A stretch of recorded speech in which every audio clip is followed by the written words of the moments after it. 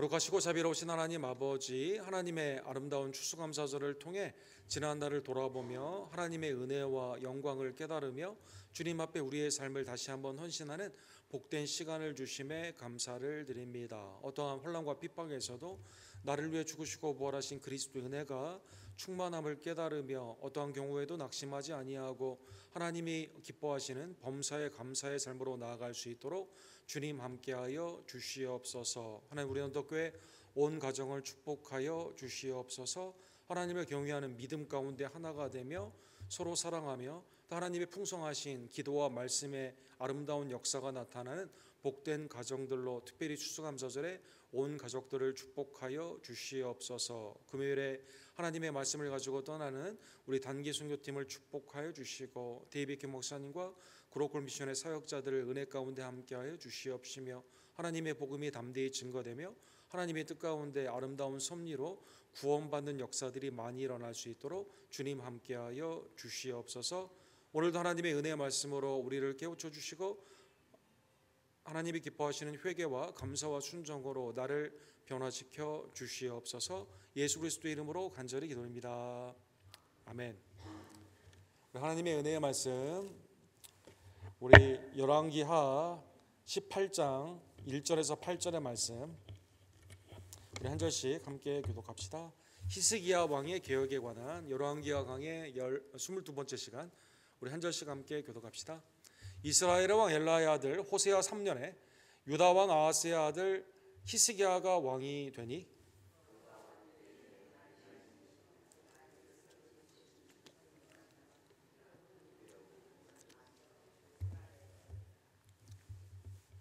히스기야가 그의 조상 다윗의 모든 행위와 같이 여호와께서 보시기에 정직하게 행하여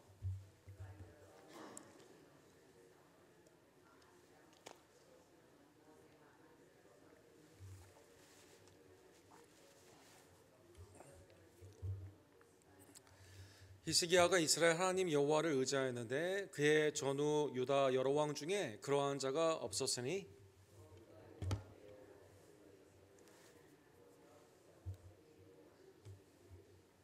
여호와께서 그와 함께 하심에 그가 어디로 가든지 형통하였더라. 저가 아수르 왕을 배반하고 섬기지 아니하였고 그가 블레셋 사람들을 쳐서 가사와 그 사방에 이르고 망대에서부터 경관성에 이르렀더라. 아멘. 히스기야 왕의 우리 개혁에 관한 하나님의 은혜의 말씀을 상고하기를 원합니다. 이 중세의 잘못된 전통 중에 이 성물, 그러니까 그 사람을 성윤화시킨 거 말고 어떤 물건을 성스럽게 여기는 성물의 전통이 있습니다. 뭐 예를 들면 예수님이 최후의 만찬 때 썼다고 알려져 있는 성배, 또 예수님이 돌아가셨을 때 입혔던 수의, 그 다음에 이제 예수님이 돌아가셨을 때 나무에 못 박혀 돌아가셨잖아요. 그래서 나무에 그 십자가에 그때 그 박혔던 그 나무, 이거를 성십자가, 더 트루 크로스라고 하게 되는데 이것을 이제 성물화 시키게 됩니다. 콘스탄틴으로 말미암아 이제 그 종교 개혁이 되었죠. 로마가 이제 기독교를 국교화 시켰죠. 이 콘스탄티누스의 그 어머니인 헬레나가 예루살렘의 성지 순례를 가게 됩니다. 이건 캐톨릭 구전입니다. 캐톨릭의 전통으로. 이 예루살렘에 갔는데 이제 예루살렘에 갔을 때 예수님이 묻혔다고 하는 그 무덤에 갔는데 거기에 이제 나무가 있었다고 합니다. 나무가 있었는데 캐톨릭 전통이에요, 진짜는 아니고. 나무가 있었는데 거기에 이제 십자가 못 박힌 그런 게 있는 거죠. 그래서 그게 혹시 예수님이 못 박혔던 십자가가 아닌가라고 해서 십자가 나무가 아닌가라고 생각해가지고 이 못을 가지고 그 다음에 나무를 주워다가 이 병든 사람에게 이렇게 되게 됩니다. 그런데 병든 사람이 낫게 된 거죠. 그래서 이게 예수님의 진짜 십자가다라고 이제 하게 되면서 이 황제의 명령을 통해서 예루살렘에다가 이 십자가를 보존을 하게 되고 거기 무덤 위에 교회를 짓게 됩니다. 그래서 이제 그 십자가 이 가운데 있는 사진인데 이게 이제 그 진짜인지 아니면 이게 가품인지는 모르겠지만 캐톨릭 전통에서는 이게 이제 예수님의 트루 크로스다라고 불리워지게 됩니다. 그런데 이제 중세 때 그 페르시아와의 전쟁이 있었습니다. 전쟁이 있게 되면서 614년에 페르시아에게 전쟁에 이게 당시에 짐으로 말미암아 이 예루살렘에 보관해왔던 이 트루 크로스가 빼앗기게 됩니다. 빼앗기게 되죠. 큰일 난 거죠. 이거 예수님이 십자가를 빼앗기게 되었으니까. 빼앗겼다가 629년에 동로마 황제인 이라클라우스라는 사람이 다시 빼앗게 됩니다. 빼앗게 되면서 복원을 하게 되죠. 그래서 그때 이 예루살렘에 남겨져 있던 그 십자가의 잔해뿐만 아니라 다른 십자가의 그 잔해들도 발견을 하게 되면서 왼쪽에 있는 것은 스페인의 센토리노 성당에 있는 것인데 이제 여기에도 일부가 가게 되고, 그다음에 오른쪽에 보게 되면 프랑스의 그 캐톨릭의 전통 가운데 프랑스에서도 이 그 교구에서 하나를 더 이렇게 조각을 만들어 가지고 거기에서 이렇게 보관을 하게 되었습니다. 이 중세의 전통에 보게 되면 그 다음 사진에 보시면 해마다 1년마다 이 교황의 이제 여기 보면 이 쭉 행진이 있게 되는데, 교황이 갈 때 이 성 십자가를 가지고 가게 되는 이 그림은 이제 베니스의 15세기에 있었던 행렬이에요. 그래서 십자가를 가운데 놓고 이렇게 옆에 장막을 이렇게 같은 걸 같이 들게 되면서 이 십자가를 들고 다니게 되는 그 모습이 있습니다. 그래서 지금도 이 십자가를 보려고 많은 사람들이 이제 캐톨릭의 전통 가운데 보려고 하는 사람들이 많이 있고, 그 다음에 이제 십자가는 이제 어느 정도 발견해서 있게 되니까 지금은 이제 뭘 찾아야만 될까요? 예수님이 마지막 만찬 때 잔을 들어 이르시되 이것은 너희를 위해 붓는 내 새 언약의 피니라, 죄 사함의 새 언약의 피를 담았던 그 성배를 찾으러 지금 사람들이 이제 돌아다니게 되고, 그 다음에 이제 그 아까 말씀드린 토리노 성당에 지금 있다고 불리우는 예수님의 수위 같은 것을 사람들이 찾아 이렇게 다니고 있습니다. 여러분 어떻게 생각하십니까? 이 하나의 예수님의 몸은 부활하셔서 승천하셨기 때문에 예수님의 몸이 닿았던 그것을 성물화 시켜가지고 이걸 통해서 무슨 신비한 능력이 있다는 듯이 이거를 이제 모시고 다니는 그러한 모습이 있게 되는 것이죠. 오늘 본문은 그것과 관련된 겁니다. 성물과 관련된 겁니다. 우리가 지난주에 본 것처럼 호세아라는 북이스라엘의 왕이 괜히 이제 아수르에게 반항을 하면서 애굽의 도움을 청했다가 애굽의 소왕이 도와주지 않게 되면서 북이스라엘이 완전히 망하게 되었습니다. 그래서 그 망하게 된 가장 큰 이유를 어떻게 되었을까요? 열왕기하 17장 33절에 보면 이와 같이 그들이 여호와도 경외하고 또한 어디서부터 옮겨왔는지 그 민족들의 풍속대로 자기들의 신들도 섬겼더라. 그래서 아수르의 혼합 정책 가운데 북이스라엘이 완전히 혼합 신앙으로 되게 되면서 말씀을 가르칠 자가 없어가지고 다시 포로로 잡혀갔던 사람 한 명 보내가지고 말씀을 가르치지만 하나님도 경외하지만 겸하여 자기 민족들의 풍속대로 자기 신도 섬기게 되는 대표적인 혼합 신앙의 데피니션이 열왕기하 17장 33절에 이렇게 나와요. 여호와도 경외하고 자기의 신도 경외한다. 그래서 사마리아의 성경 오른쪽에 나와 있는 것처럼 이 다 자기 마음대로 편집을 했어요. 그래서 그리심산에서만 예배하는 것이 온전한 예배다 이렇게 가르치게 된 것입니다.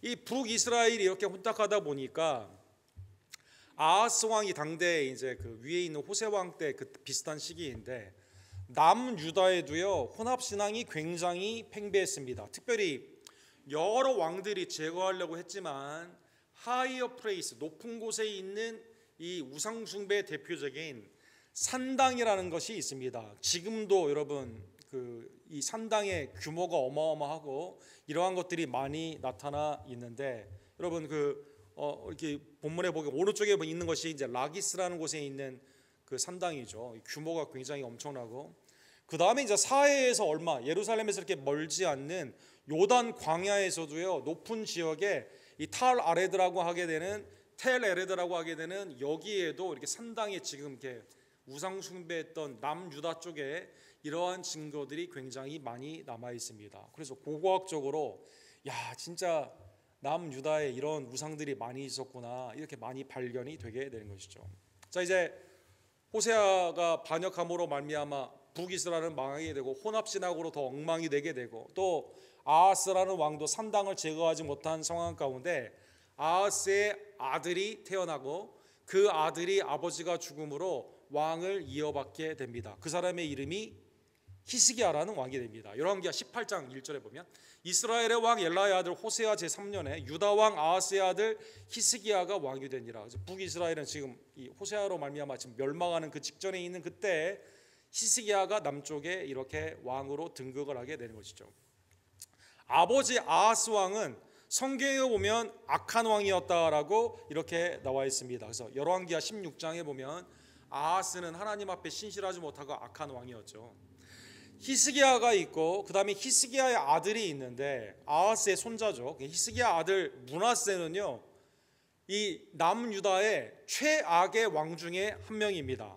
그래서 열왕기하 21장 2절에 보면 므낫세가 여호와 보시기에 악을 행하여 여호와께서 이스라엘 자손 앞에서 쫓아낸 이방 사람들의 가증한 일을 따라서 므낫세의 꾀임을 받고 악한 행습이 이스라엘 백성들에게 있어서 여호와께서 이스라엘 자손 앞에서 멸하신 어떤 민족보다 더 심했다. 죄가 더 심한 왕. 그러니까 위에 선대가 악한 왕이고 밑에 자기 아들이 또 악한 왕이에요. 근데 이 히스기야 당대에는 사랑하는 성도 여러분, 그러니까 하나님이 아버지의 죄를 자녀에게 묻지 않고 자녀의 죄를 아버지에게 묻지 않는데 히스기야 당대에는 사랑하는 성도 여러분, 이제 북이스라엘이 이렇게 이 아수르를 반항하고 애굽의 도움을 청하고 하나님을 경외하지 않는 것 가운데 망하는 이것을 보면서 히스기야는 어떻게 했을까요?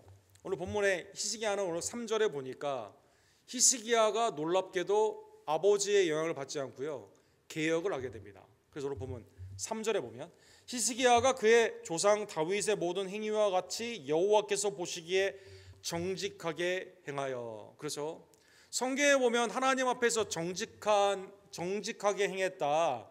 대표적인 롤 모델은 다윗이죠. 오늘도 본문의 3절에 보면 다윗의 모든 행위다. 다윗의 모든 행위는 뭘까요? 죄가 없다는 뜻이 아니라 다윗도 죄를 많이 지었지만 회개 가운데 우상을 타파하고 하나님 안에 섬기는 것이죠. 하나님을 경외하며 예배하며 하나님의 말씀에 순종하는 것입니다. 그래서 이 문장 여호와 보시기에 정직히 행했다. 그렇죠? 그래서 do the right things before the Lord. 그러니까 하나님 앞에서 바른 일을 행한 그러한 사람들을 예를 보면 아사, 여호사밧, 요아스, 우시야, 요담, 그 다음에 요시야, 이 정도만 이렇게 언급이 되어 있습니다.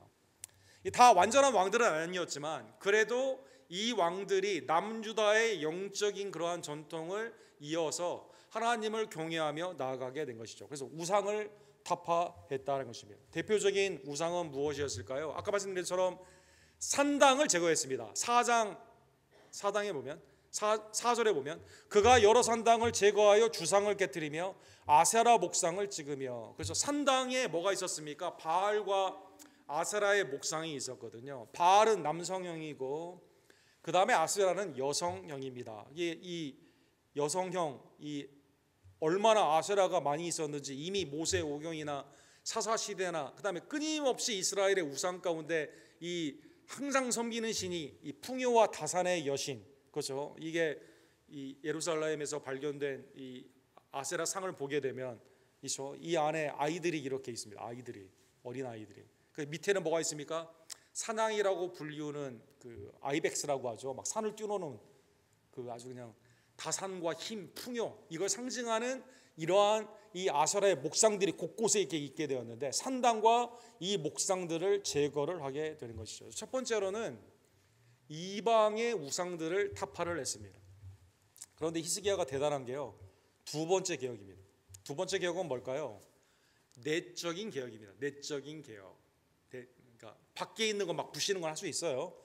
근데 내적으로 지금까지 제거하지 못한 그 우상이 있었는데 그건 뭘까요? 느우수단이라는 우상이다라는 것입니다. 느우수단.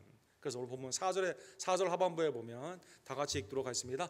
모세가 만들었던 놋뱀을 이스라엘 자손이 이때까지 행하여 분향함으로 그것을 부수고 느우수단이라 일컬었더라. 느우수단이라고 하는 이 히브리 말의 뱀이거든요. 브론즈 서펀트라는 그러한 뜻입니다. 이 놋뱀은 민수기 21장에 나와 있죠. 하나님을 향해서 원망과 불평을 하게 되었을 때 불뱀들이 이제 파이어리 서펀트가 이 원망하는 백성들을 물어서 죽게 하죠. 근데 이때 모세가 중보하게 되었을 때 이 장대 놋뱀을 달아가지고 이렇게 그걸 바라보는 사람은 낫게 되는 겁니다. 그래서 당시에 이게 구원의 요한복음 3장에 보면 모세의 뱀이 들리는 것처럼 인자도 들려야 된다 이렇게 말씀하게 되는데, 어떻게 보면 구원주를 상징하는 그러한 거예요, 놋뱀이요. 그래서 이거를 아마 이 바라본 사람들이 이제 구원을 받았기 때문에 이거를 보관을 했던 것 같습니다. 이 출애굽을 할 때나 여호수아 때나 이 왕마다 이것을 가지고 쭉 왔는가 질문을 해볼 수가 있는데, 뭐 여러 가지 해석을 있을 수가 있죠. 진짜 그 놋뱀을 갖다가 성물화 시켜가지고 출애굽할 때도 갖고 오고 왕마다 계승을 하면서 줬냐? 이 성경에는 그렇게는 나와 있지 않거든요. 아마 우상을 섬기면서 이방 사람들이 워낙 성물화를 많이 시키기 때문에 어느 시점에 성경을 읽다가 이거 구원에 상징하는 거기 때문에 이거 우리가 만들어야겠다, 다시 아마 만들었던 것 같습니다. 레플리카로 만들었던 것 같습니다. 근데 문제는 여기에다가 분양을 했던 거예요. 분양, 사람들은. 그래서 이걸 우상화하여 분양을 하게 되는 것이죠. 그러면 여러분 그 출애굽기 10계명에 보게 되면, 20장에 보게 되면 하늘과 땅 아래에 있는 것들 어떠한 형상이라도 하나님의 모양을 만들면 되지 않거든요. 근데 이거를 만들어 가지고 여기에서 우상을 섬겼다는 것입니다. 그러니까 이게 굉장히 어려운 거죠. 예를 들어 아세라 목상을 제거하는 거나 산당을 제거할 때는 신실한 사람들이 아마 다 뭐라고 했을까요? 아, 잘하는 거라고 생각했을 겁니다. 그런데 이 누후수단을, 이게 성전에서 이걸 누후수단이 있는 걸 이거를 하게 되었을 때는 이거 이렇게 해도 되나 이거 해도 되나 라는 생각을 했을 겁니다, 여러분. 애매하죠. 예를 들어 십자가 있잖아요. 우리 십자가. 또 우리가 목걸이나 이런 데 십자가도 있고 집에도 십자가 있을 수 있는데, 이게 예수님의 십자가를 나에게 리마인드 시키기는 하지만 이 십자가가 나의 경배를 받는 건 아니거든요. 이거 좀 헷갈리면 안 됩니다. 그러니까 어느 날 여러분과 제가 이 누후수단 제거한 거 보니까 이 성도들이 이제 그 교인 총회 때 이거 십자가를 향해 우리가 분양하는 것 같은 느낌이 든다. 이거 십자가를 제거, 이거 띨시다라고 하게 된다면 이거 상당히 이 디베이트가 큰 거죠. 이게 상징이지만 이게 제거하기가 어려운 거거든요. 그런데 오늘 본문에 보면 이걸 성물시화되었던 누후수단을 이거를 그냥 타파를 시켰다는 것입니다. 성경에 보면 이러한 경우가 많이 있죠. 누후수단뿐만 아니라 출애굽을 하게 되었을 때 출애굽기 32장에 보면 시내산에서 십계명을 받기 위해서 40일 동안 이제 모세가 있는 동안에 내려오는 게 느리다 보니까 백성들이 다급했거든요. 다급해가지고 뭘 만들기를 원합니다. 근데 만드는 의도를 보면 뭘 만들려고 했었죠? 우리를 해방시킨, 출애굽시킨 여호와의 형상을 만들어라 이렇게 말한 겁니다. 그러니까 우상을 만들어라 한 게 아니라 우리를 구원한 여호와의 형상을 만들어서 거기서 우리가 예배를 하겠다 이렇게 만든 거거든요. 그래서 아론이 생각을 한 거죠. 에피스라고 하는 이 송아지, 이 애굽의 그 신을 생각을 하게 되고 형성화시키는 대표적인 것을 거기에 여호와의 이름을 붙인 거죠. 그래서 출애굽기 32장 4절에 보면 아론이 그들의 손에서 금고리를 받아 부어서 조각칼로 새겨 송아지 형상을 만드니 그들이 말하되 이스라엘아 이는 너희를 애굽 땅에서 인도해낸 너희의 신이로다 하니라.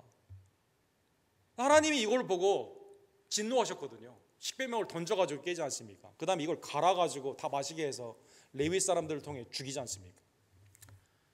근데 여기 보면 의도는 뭡니까? 우리를 구원한 하나님을 형상화시켰는데 이게 어떻게 된 거예요? 하나님의 말씀과 반대대로 형상화시키지 말라고 그랬는데 형상화를 시켰다는 게 문제인 겁니다. 그래서 이걸 신학적으로요 misplaced trust라고 합니다. 조금 어려운 단어인데 이 misplaced, 이게 한글로 좀 번역을 굳이 하자면 신앙은 신앙인데 이 믿음 가운데 한 행위는 행위인데 하나님의 방법에 어긋난 거죠. 엉뚱하게 한 거죠. 그래서 제자리가 아닌 신앙이다. 제자리가 아닌 신앙이다. 여러분, 이런 경우가 종종 있을 수가 있어요. 또 하나 예를 생각해 보면 미디안에서 구원을 하게 되었을 때 이 기드온이 이제 하나님의 그 역사 가운데 사사로 쓰임을 받아가지고 300여 기드온의 그 용사들을 통해서 이기지 않습니까? 사사기 8장 27절에 보면 그런데 기드온이 금으로 에봇을 만들게 됩니다. 제사장의 옷이죠.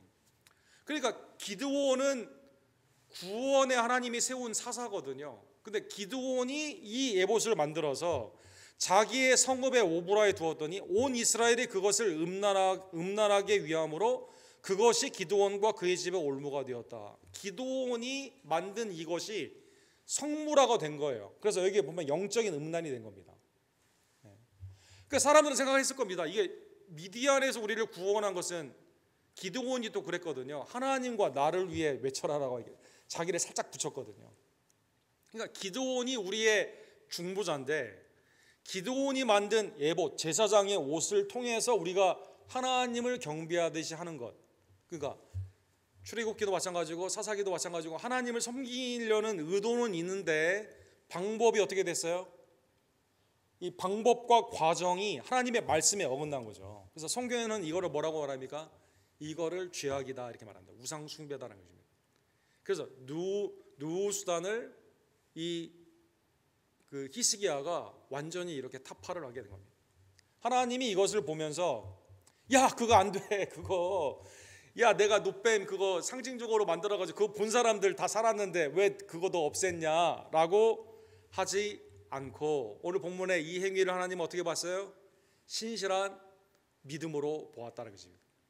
그래서 미스프리스가 아니라 민셈프라, 그러니까 이게 좀 어려운데 제자리에 있는 신앙, 이 라틴 말로 제자리에 있다는 뜻입니다. 제자리에 있는 신앙으로 하나님이 그것을 보았다는 것입니다. 그래서 5절에 보면 히스기야가 이스라엘 하나님 여호와를 의지하였는데 그의 전후 유다 여러 왕 중에 그러한 자가 없었더니 하나님이 어떻게 평가했어요? 높게 평가했습니까? 비슷하게 평가했습니까? 낮게 평가했습니까? 굉장히 높게 평가했다는 것입니다. 그러면 뭐 히스기야 전후에 이런 유다 왕이 왔으면 아까는 다윗과 같다고 그랬는데 그러면 다윗보다 히스기야가 위대하다는 뜻일까요? 이게 이제 문학적인 표현이죠. 그래서 최상급의 비유로 이렇게 히스기야를 칭찬을 한 겁니다. 예를 들면 요시야도 칭찬을 받았죠. 요시야도 개혁을 하지 않았습니까? 열왕기하 23장 25절에 보면 요시야와 같이 마음을 다하여 뜻을 다하며 힘을 다하여 모세의 모든 율법을 따라 여호와께로 돌이킨 왕은 요시야 전에도 없었고 후에도 그와 같은 자가 없었느니라. 이거는 그냥 칭찬의 표현이에요. 최상급 표현. 또 다른 비유가 있죠. 신명기 34장 10절에 보면 모세가 이제 죽게 되는 그 상황 가운데 그 후에는 이스라엘에 모세와 같은 선지자가 일어나지 못하였나니 모세는 여호와께서 대면하여 아시는 자요. 이렇게 되어 있습니다. 그러니까 모세 이후에 모세보다 훌륭한 선지자가 없다 이런 뜻보다는 그만큼 모세가 훌륭하다라고 하는 그러한 비유이다는 것입니다. 그래서 히스기야가 어쨌든 외적인 우상을 타파, 내적인 누후수단과 같은 이걸 구원을 상징하는 그건데 이게 우상화되게 되면서 이거를 타파하게 되는. 그래서 여러분 잘못된 성물학 가운데는 성물 앞에서 막 기도하고 그러지 않습니까? 참신앙 예수께 믿음을 두는 게 아니라 잘못된 왜곡된 신앙들이 많이 있지 않습니까? 이 본문에 있는 히스기야가 그것을 타파했다는 것입니다. 더 나아가 5절에 보면은요. 곧 그가 여호와께 연합하여 그에게서 떠나지 아니하고. 그렇죠. 이건 다윗과 똑같은 칭찬이에요. 마음이 합했습니다. 여호와께서 모세에게 명령하신 계명을 지켰더라. 그렇죠. 전적으로 하나님을 의지하는 그의 신앙은 무엇으로 나타났을까요? 하나님을 신뢰하며 하나님을 의지하는 믿음은 뭘로 나타납니까? 하나님의 말씀의 순종으로 나타난다는 것입니다.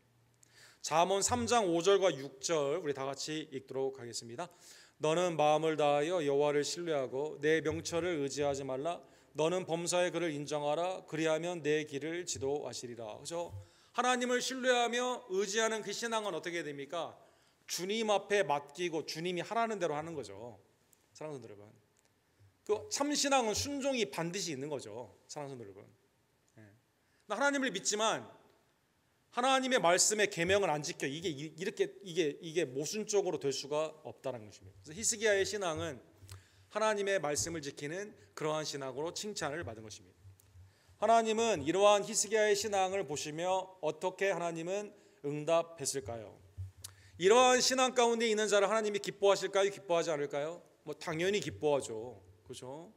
믿음이 없이는 하나님을 기쁘시게 하지 못하지 않습니까? 즉 믿음으로 하나님을 기쁘시게 하는 거거든요. 첫 번째로 그래서요, 7절에 보면 여호와께서 그와 함께 하심에 그가 어디로 가든지 형통하더라. 하나님이 형통케 하여 주셨습니다. 하나님이 형통케 하는 그의 국정은 어떻게 되었을까요? 저가 아수르 왕을 배반하고 섬기지 아니하였고. 자, 지난주에 본 것처럼 북이스라엘의 호세아 왕은 아수르를 배반해 가지고 어떻게 했죠? 하나님을 섬기기 위해서 아수르를 배반했습니까? 그게 아니라 애굽 왕에게 도움을 청하기 위해서 아수르를 배반했죠. 그러다가 낭패를 당해서 나라가 망하지 않았습니까? 그런데요, 히스기야는 아수르를 섬기지 않고 하나님만을 섬겼습니다. 사랑하는 성도 여러분, 그래서 역대하 32장에 보면, 또 우리가 오늘 본문의 후반부에 보게 되면 아수르가 쳐들어왔어요. 쳐들어오게 되었을 때 어떻게 합니까? 하나님이 그를 보호하여 주시게 됩니다.